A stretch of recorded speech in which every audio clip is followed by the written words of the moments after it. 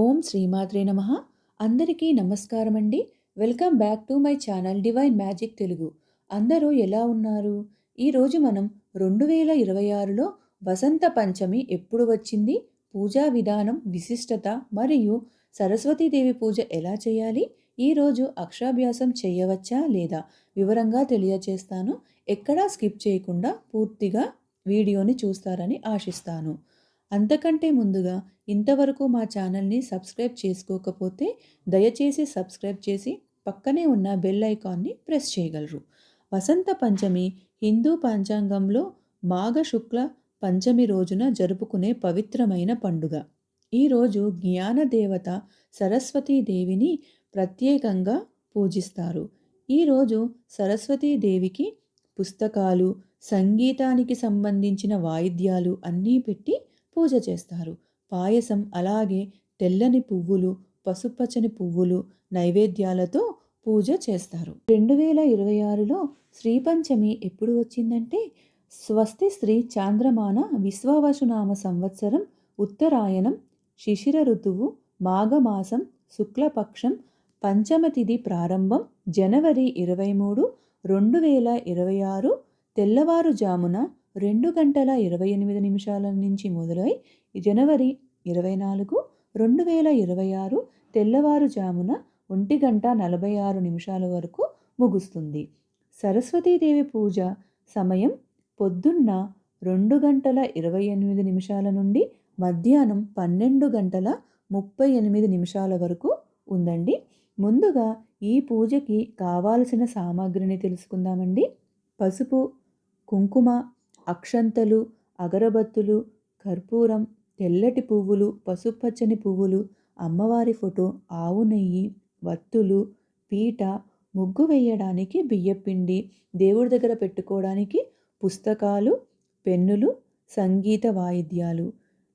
ఈరోజు అమ్మవారికి నైవేద్యంగా తెల్లని పాయసం లేదా ఏదైనా తెల్లగా ఉండే వస్తువులని మాత్రమే నైవేద్యంగా పెట్టాలి. అంటే తెల్లటి పెరుగు, ఆవు పాలు, పాయసం ఇలాంటివి ఏవైనా సరే మనం నైవేద్యంగా పెట్టుకోవచ్చు. కుదిరితే తెల్లటి వస్త్రాలు కానీ, పసుపచ్చని వస్త్రాలు కానీ ధరించి పూజ చేస్తే చాలా మంచిది. ఇప్పుడు పూజా విధానం తెలుసుకుందామండి. ఈరోజు సూర్యోదయానికి ముందే లేచి తలస్నానం చేయాలి. అలాగే తెల్లటి వస్త్రాలు ధరించి బొట్టు, కుంకుమ, గంధం ధరించాలి. ఇప్పుడు మీరు పూజ ఎక్కడ చేయాలి అనుకుంటారో అక్కడ శుభ్రం చేసుకొని పసుపు రాసిన పీట పెట్టుకొని అష్టదళ పద్మం ముగ్గుని వేసుకోవాలి. తరువాత ఆ పీట మీద అమ్మవారి ప్రతిమని ఉంచాలి.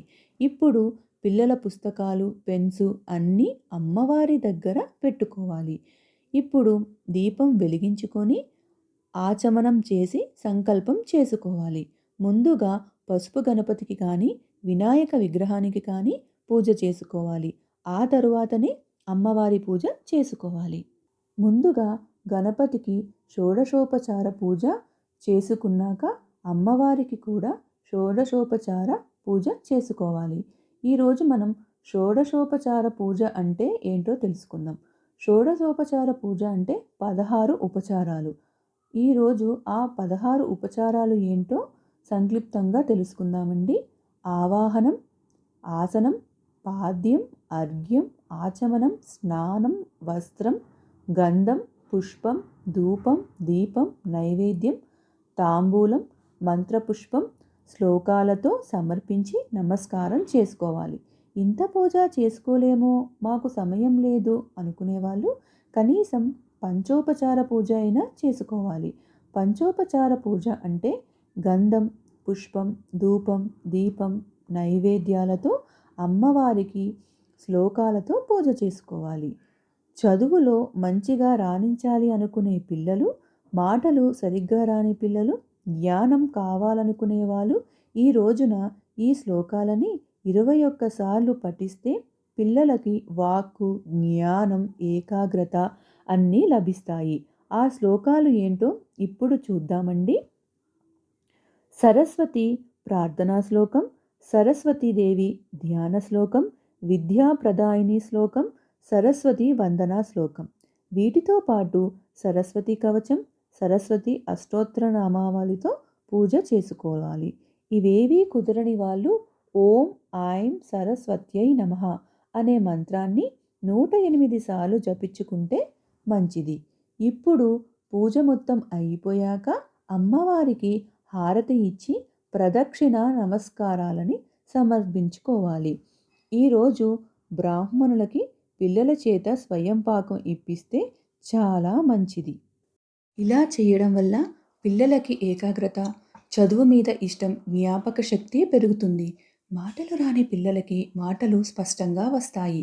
2026 సంవత్సరంలో జనవరి నెలలో మాఘమాసంలో శుక్లమౌఢ్యమి ఉన్నది. అయితే శుక్లమౌఢ్యమి ఉండటం వల్ల వసంత పంచమి రోజు అక్షరాభ్యాసం చెయ్యాలా వద్దా అని చాలామందికి సందేహం.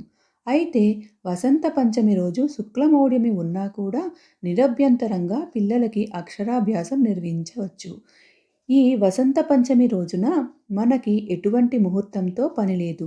వసంత పంచమి రోజున మనం తిథి, వారం, యమగండం ఇవేవీ చూసుకోవాల్సిన పని లేదు. సూర్యోదయంలోపు ఎప్పుడైనా మీరు అక్షరాభ్యాసం చేసుకోవచ్చు. ఈరోజు మనం 2026 సంవత్సరంలో వసంత పంచమి ఎప్పుడు వచ్చింది, పూజా సమయాలు ఏంటి మరియు వివిధ విషయాల గురించి తెలుసుకున్నాం కదండి. తిరిగి మరొక వీడియోతో కలుసుకుందామండి. ధన్యవాదాలు.